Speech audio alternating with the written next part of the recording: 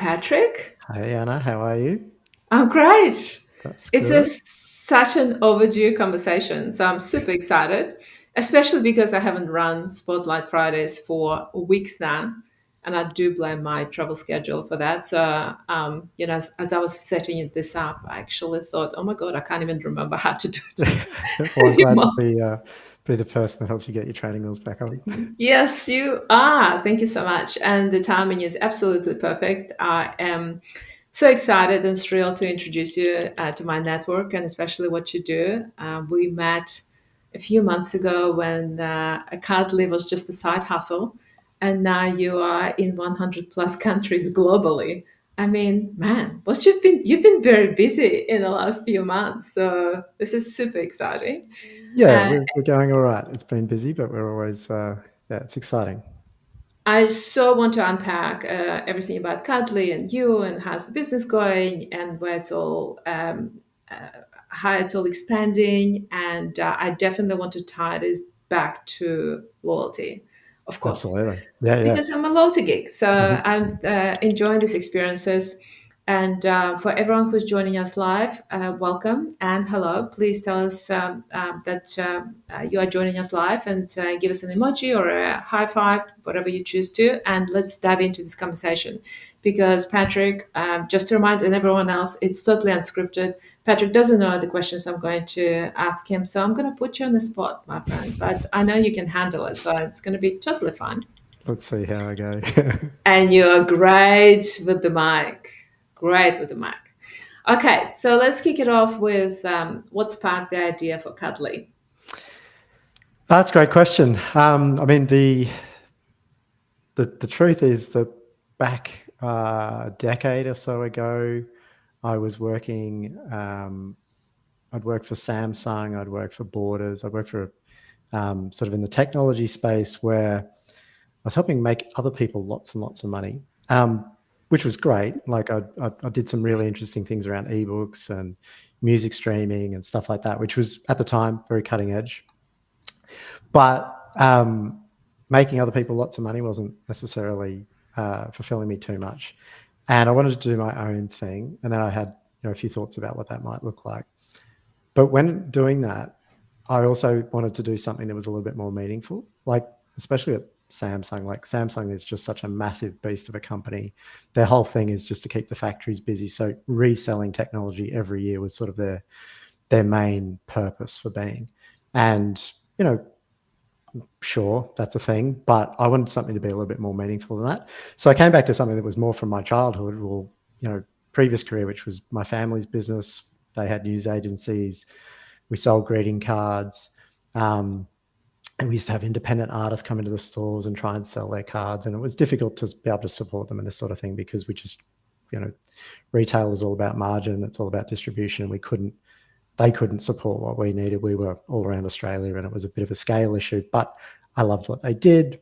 But the other thing I liked about greeting cards, apart from trying to address that, which was that, smaller players couldn't participate as easily, was that greeting cards are this sort of unique thing that we've done for hundreds of years where, at major milestones and occasions, we send somebody or give somebody this card. And this card is sort of like an excuse to actually say something meaningful to that person and express a sentiment. So whilst, we still sell stuff, it's the same as what I did at Samsung and Borders and so on. Like we're still selling stuff, but the stuff we're selling is actually not really the card itself. It's the emotion, it's the connection that we're selling. And that was something that I wanted to get back to, do something a little bit more meaningful and at the same time do it better than the traditional ways. So, I'd seen the old style of greeting card retailing, which was very wasteful. All the cards are produced, maybe not used, a lot of wastage in the sort of retail process of selling them. So get away from that. So have like a zero waste model, but also work with independent artists so that it was just, it was rewarding the people that were just amazing at being creative, but not necessarily able to support sort of that business infrastructure, distribution stuff that we would have needed as a physical retailer. So yeah, that was the thing. It's obviously evolved a lot since then. We very much lent into technology as an enabler and to do things differently in that space. But that was the original thing, just to do something different to what I'd been doing, but also do something a little bit more meaningful. What a great story. I must share with you that I absolutely loved Borders. Loved it. I love going in there. I love Yep. the whole touch and feel, the whole experiential Hmm. retail. When they started it, it was brilliant. But as you were sharing the story, I remembered, I actually completely forgot about this. But when I was growing up, my parents picked up very quickly that I had a very good handwriting. Hmm. And I think they used me for it. Maybe I didn't, but Yeah. they kept telling me that I have the best handwriting, so that all the New Year's cards and all the birthday cards, that was the task assigned to me to do. Right. So I was that person sitting there for hours writing these cards, because we have a big family. Well, we had a big family, to Yep. all the cousins and the cousins and what have you. That was my job There you every go. single year. I just Yep. remember that. But I didn't hate it. I actually really enjoyed that experience, because Yep. I couldn't copy and paste anything. So I had to think of the stories and what I know and remember about them. So I completely forgot about it. So thank you Yeah. for reminding me. This is, Welcome. yes, it has existed for hundreds of years. Not that I'm 100 years old, getting closer to it, but it's a beautiful, beautiful, very tactile, very creative process. And that's the Well, thing. Like, it's something people keep. Like, I know, all of the significant cards my wife and I have ever sent to each other or written to each other. We keep them, and I've got cards from other people that are significant to me as well. Like, it's something that at Christmas time we display on the mantelpiece. It's so it does, or you got them from grandparents or cousins or relations and stuff. So that, yeah, there is a sentiment attached to these things. That's kind of what makes them so not dismissible versus other types of outreach. We do support things like letters and postcards and note cards, but we are called Cardly, and we've sort of lent into the card more than any of those things. But most businesses actually actively seek out that use case because of its impact, and especially at times like holidays and anniversaries and birthdays, it's the right format for that too. oh, it's so beautiful. I thought I was the only person who keeps the cards, I but think heaps of people do that. Yeah. do you know, it served me so well, because, as you may remember, my dad passed away 5 years ago, and he used to always, it was the thing in the family, because he lived in Ukraine and obviously been here for 32 years. So we exchanged a lot of cards, Mhm. obviously spoke to each other all the time, but he was super organized, and I always received the card from him. And I can't tell you how I treasure these cards. I loved them before, but I love them even more now. And I go through them every now and then, and I just have it, his handwriting and his thoughts. It's just the most beautiful thing. Anyway, not to get emotional about this. So, why do you think handwritten mail still resonates so strongly today? I think for a lot of the reasons we just mentioned, right? Because of the personal aspect of it. It's, someone's taken the time, they've put pen to paper. And something about our wiring is that, we see so much printed collateral, we're reading so much sort of digital content that doesn't look like that, that it is different.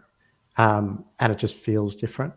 I think it's also tied with the fact that when you get physical mail now, it's actually pretty rare. So the stat, and I don't have a stat for Australia, but the stat in the United States is the average household in the US receives fewer than 10 pieces of handwritten mail a year. So if you think that in the context, that's less than one a month to everybody in the household. So, it's not a lot of correspondence. So when it arrives, it stands out. It's very Oh different. God, yeah. And obviously handwritten envelope, a real stamp, those things are not what you get in the post anymore. If you're still getting mail, it's likely bills and stuff you're probably not that interested in. So it does really stand out differently. And I think I actually spend a lot of time, I kind of see my main role as helping people get the most out of the platform. One of the things I say to them is, it kind of comes with a bit of a social contract. If you're going to send someone something in the post and it feels really personal, and it is really personal, it's very engaging, you can't sort of do a bait and switch. Now, some industries, no matter how much we try and tell them not to do that, they can't resist it. But, you know, we can guarantee pretty much 100% open rate, which is amazing. But it's then, down to the execution of how authentic you are, with that engagement, as to how effective it actually is from a marketing perspective or from an outcomes perspective. So yeah, it's one of those things where it's like, it's really effective, but you've kind of got to balance that out with actually using it the right way. Yeah, I can see it why, because the whole experience is so personalized that it has to be authentic. Well, the thing is, I think there's also, because it's so rare, people go, "Oh, this is someone that knows me." That's the natural inclination, is that people go, "Oh, this is handwritten. It's addressed to me. This person must know me." And if it isn't someone that doesn't know me, there can be sort of like a, "Oh, you kind of tricked me," or whatever. So I think you've got to be very careful with that.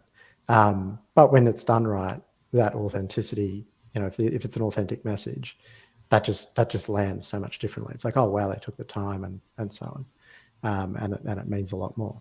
And that's why we'd say, we see this in our data, that the response rates that we would get from a campaign sent using Cardly will be 10 to 30 times more effective than email for that reason. That's an interesting stat. And often it will be at that higher end, especially if it is to a loyal, loyalty cohort, or VIP users, or someone that's, engaged with the brand. The response rates is very strong. Amazing. We'll circle back to that Yep. because I'm quite intrigued about this. What's been the biggest surprise since starting the business for you?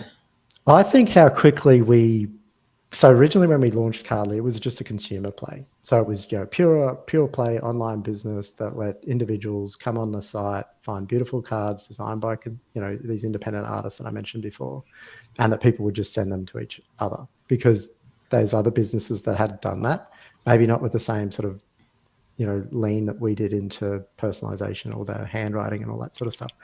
But what we found was that within months of launching that, businesses were saying, "Oh, we want to be able to use this too." And we then had to very quickly sort of build a business platform to support their use case, which, to be honest, we kind of didn't do a great job of at the start, but subsequently we had to build a completely separate way of businesses using the platform. And now that's more fleshed out than the consumer side.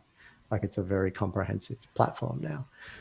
So that was probably the biggest thing. Just how, I don't think I even saw that on my radar, because it wasn't my experience. My experience had been in the consumer world of just individuals sending these things. And I was unaware of just how big personal mail, from a marketing perspective, how big and influential that could be. And now that side of our business is 2 to 3 times size the consumer. So yeah, that was probably the biggest thing. And that's something we lent into, of course, but yeah, it was a big surprise to be like, oh, we've got this all wrong straight away. So it's fair to say that it was a delightful surprise Oh, from absolutely. Yeah. B2C to B2B, and it's exponentially grew pretty much out of control. This is so good. I like it. You were not expecting it. You were not planning to do it, but because you listened to the feedback and your customers, and here you are. Exactly. This Yeah, is the just customer the always has the best. answer, as they say, right? So you Oh, just got to listen to the customer. And the thing is listen. that, you've also got to balance that out, of course. They want Yeah. everything, and we can't do everything, but we've built out a platform that's now so flexible that most use cases can sort of find a way to use it. I love this. I always say follow the customer. So, how do businesses use Cardly right now to Mhm. build stronger relationships with their customers? As I said, it's pretty varied. So our biggest industries where we would see Cardly being used are, real estate, financial services, loyalty specifically, retail to some, not as big as we'd like, but retail definitely. And in most of those settings, and I'd say probably real estate is one where it can be a bit of a spectrum. The most effective side of it will be, loyalty based. So it's, and I'll sort of quote you with a stat here. So there's a real estate agency firm that uses us to specifically go out to previous clients that have bought homes through this real estate agency, and they just send out anniversary cards and basically saying, hey, it's been blah blah blah, how many years since you purchased your home? That's amazing. Can you believe it's been that long? Scan this QR code to do a property checkup. So, if they are interested in potentially relisting, there's something they can do about it. But first and foremost, this card is just about celebrating the house anniversary. Now, real estate agents, can be sort of, people go, I don't. But the ROI on that, even though that, they send a lot of these things, but they get $500,000 worth of listings out of that every year. So and it costs them $5,000 a year. Like, they're not spending a lot to get a massively outsized outcome from it. And that's, they're the ones that we can directly link back to a QR code scan. I'm sure there are others that just go, oh yeah, I always remember that they reach out to me and they have maintained that relationship and it's a bit more meaningful. So they keep in touch. So it's those types of things where you would see, the most amazing response rates. But Marriott across most of the world is using us in their Bonvoy program. So they'll be reaching out to their sort of VIP ambassador level users, and just asking people how their holiday was at the last stay, or to wish them well on their next upcoming stay, whatever it might be. So and it's being sent out specifically from their contact at Marriott. So the individual person at Marriott jumps on the site, says something very personal to that person. So, that's a very one-to-one type application, but done at scale. Like, there's 300 people within Marriott using it to send out to their VIP customers or clients. And then you've got this almost automated, or fully automated really, outreach that this real estate agent's done. So, there's a lot of difference in those applications, but in both cases they're seeing outstanding results and building loyalty based on just that thoughtful outreach at the right time, and it showing that you care. Really, that's what this does. I think we all know how simple it is to send an email, which has become fairly dismissible as a high touch, high engagement, difficult to perform task. It's become very easy. So therefore the effect of that and how meaningful it is less. Whereas something that is come in the mail, or real stamp physically arrives, there's a value in that. There's an investment that appears to have been made by one party, and it shows that you care about the recipient. And that, I think, coupled with the handwriting and the right thing being said in it, is what makes it so impactful. Such great examples. I can back up the real estate example because we moved into this house about 11 years ago. Mm. We received phone calls, cards from our real estate agent that sold us this house all the time. We're in touch with the guy. He comes over for drinks, and I think it's just such a clever tactics. He tells us when he sells the similar houses in the proximity and what's going on the market. Yep. I think it's such a good way to build the relationship because we already have the relationship. We already know the guy, and we trust him as well. And it's I'm not surprised that they're getting such strong ROI because things change in people's lives. Mm-hmm. All the time. So what happened 5 years ago, it just evolved. So yes, they didn't need the house maybe back then, but they do now. Anyway, I don't have to tell you, you already know, but this is a perfect example. I love it. So I do not know if you know these stats on top of your head, but do you see differences in response rates between industries? Because you mentioned quite a few, and I do want to go back to the retail part, but yeah, let's just start with that. Definitely. So I think it's two factors that impact on that. One is, actually, let me explain how we can measure response rate, because I think that's important. So when we built out this B2B application and people started using it, the next question is, well, did people engage with it? Like they didn't have a way of knowing that unless someone picked up the phone and rang, or they actually took action, and you could somehow try and correlate that back. So what we developed was personalized QR codes. Now, thanks to the pandemic, obviously pandemic terrible, but the fact that QR codes have become more prominent, a good thing for us, because we had a tool then that we could leverage to make mail trackable. So let me explain that. If I was to send out 100 letters to, our VIP cohort, and I put a QR code in to say, scan here to get a discount or something like that, very strong call to action. If they were to scan that, each QR code is actually unique to the recipient. The same way it would say, dear Anna, dear Patrick, the QR code, even though for both of us might go to the same landing page, although we can support unique landing pages, if it was going to the same landing page, the actual QR code would be unique. And that means we can then track back and say who scanned it, when did they scan it, how many times did they scan it.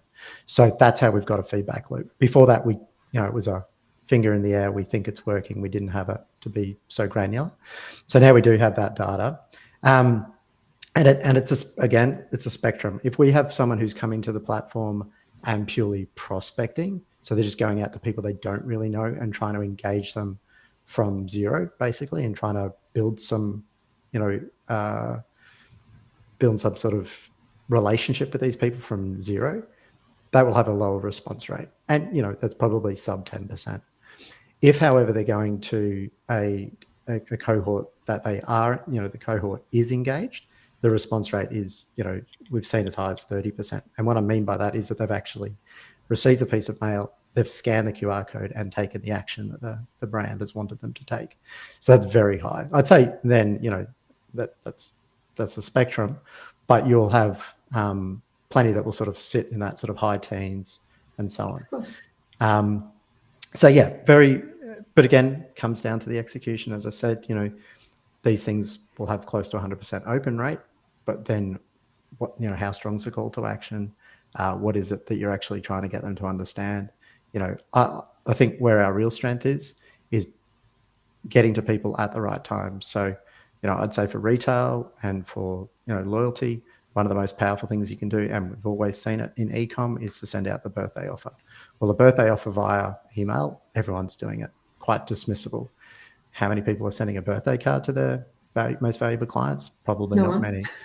If you did, it's gonna get an outstanding response rate because people love their birthday being celebrated, being recognised, and if they can then take advantage of a special offer that's unique to them, oh wow, isn't that a surprise and delight? And all they've got to do is scan the QR code to do it. So, in that setting, it will be very, very strong, very, very high. But yeah, we see that whole spectrum. We will see people going back to a lapsed part of their database.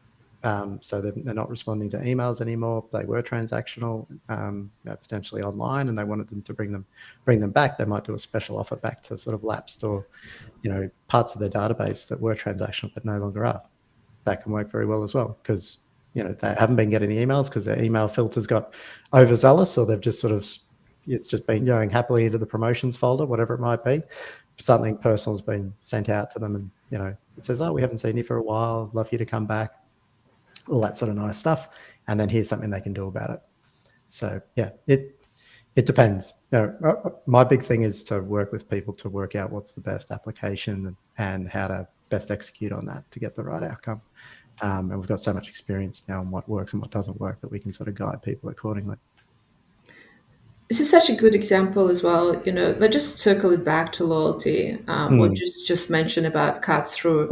I think it doesn't need to be all or nothing scenario. No. It could be the way how you can do the segmentation, for example, because there will be a cohort of customers that reacting to emails and they open them up and they click through. Definitely. There will be some that respond to SMSs only, but there will be always a massive chunk that rather not opted in or they just don't respond to anything. And yes, we can put them into defecting your labs category, but ultimately it would be a very good exercise to test that channel alongside other channels because then you can measure the ROI. And would you recommend, I think I know the answer to that question, but I'll ask you anyway. When it comes to loyalty, would you recommend to start using the handwritten card to top spenders or high value frequent shoppers? Because in my experience, I think these are the people that they're so engaged with the brand that they'll just forgive you for anything, even if there is a mistake and the QR code not scanning properly, not your QR code, something else. But what would be your recommendation? Yeah, I think it can be part of the suite of things that you're potentially doing. I think if you've got something meaningful to say or you want to surprise and delight them with something a little bit over and above, it's a fantastic way to do that. You can make an email as exciting as you want, but it just will never be as impactful as, you know, something physically turning up in their mailbox and something that looks special to them. So yeah, I think it's got a role to play at the right time. I think as well, and this is something that we're seeing more and more of, is that it being used in that scenario you've just spoken about, like something's not gone right, and you want to show that this customer is important to you, you might want to go over and above and actually send a sorry card because something went wrong. So we've got some pretty big e-com retailers now that will be using us specifically, from a support function. And I've had it coined by someone else, not me, but sorry as a service, where when something's gone wrong, they actually will send out a handwritten card to say, look, sorry, things didn't go right with you, but we really value you.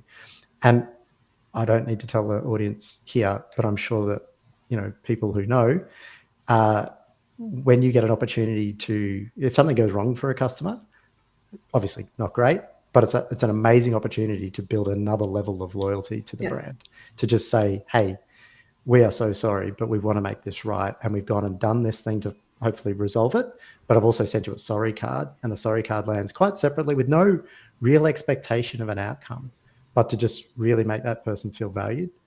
Amazing. It's the sort of thing that just stands out. They might spruik about it, they might talk about it, but it's going to hit them in the feels. They're going to go, oh wow, this is special. It could take that brand loyalty to a whole nother level. So I think absolutely, obviously it's self-serving to say that it's got a role to play, but I think it does. And it's not cost prohibitive, with sending cards with our services is not expensive. And if, in the case of the real estate example, or a loyal customer, I'm sure that sending one piece of mail a year, whether it be a birthday card, a sorry card, whatever it might be, will more than pay back multiple times, because it's going to take their relationship with the brand to another level.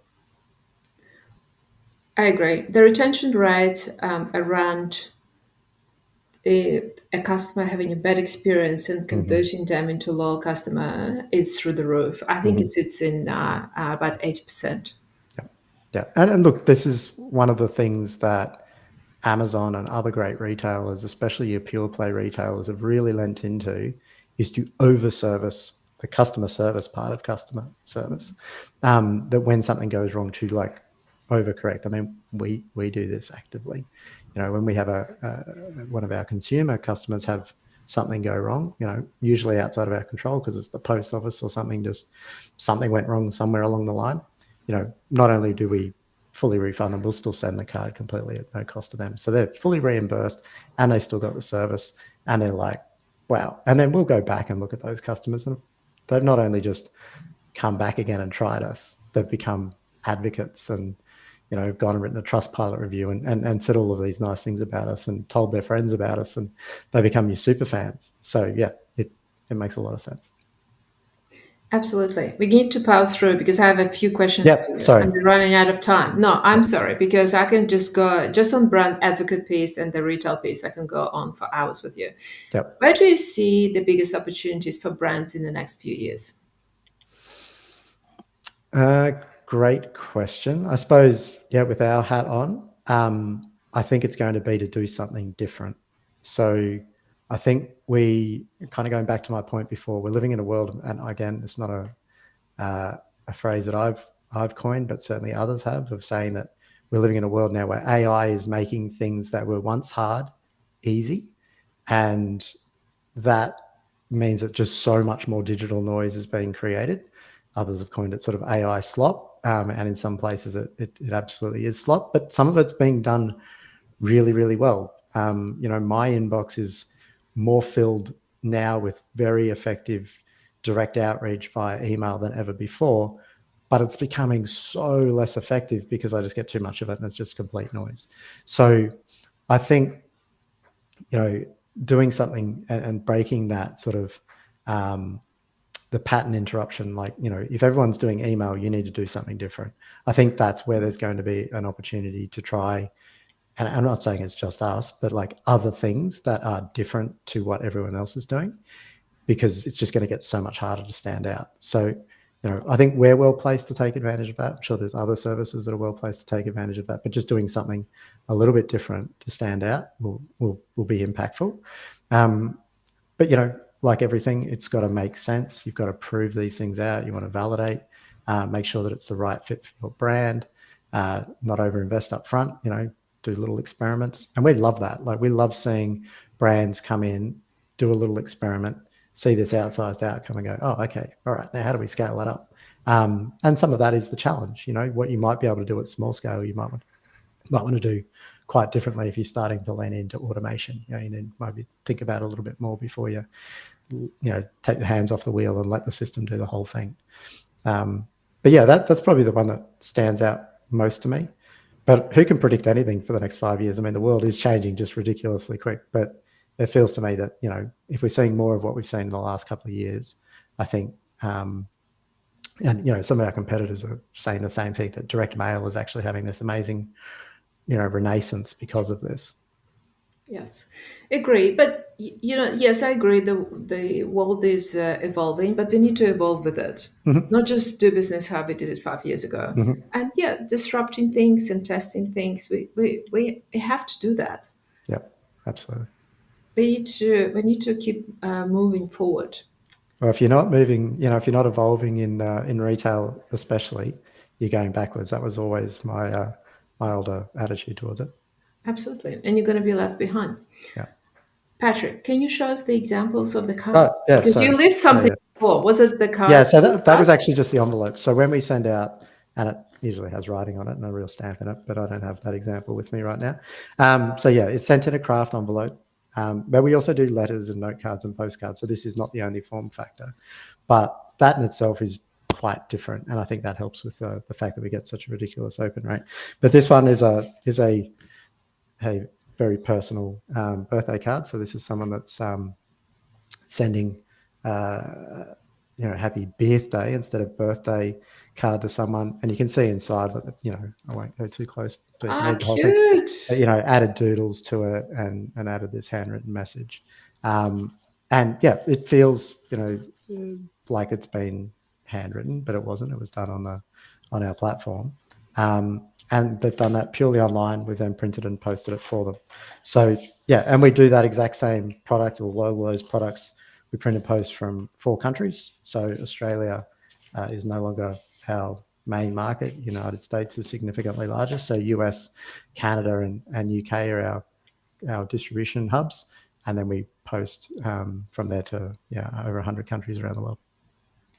This is beautiful. So doodles, they can add to it as well. You can add your Any own elements. signatures, little doodles that make sense. You can add branded elements as well. I mean, obviously this is a consumer card, but in the in the B2B world, but all 4 panels of a card can be branded the way the brand wants to.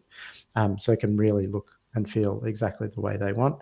There's also stickers and other things you can put inside the cards. And one of our biggest applications, as I said, is QR codes, but we also do gift cards as well.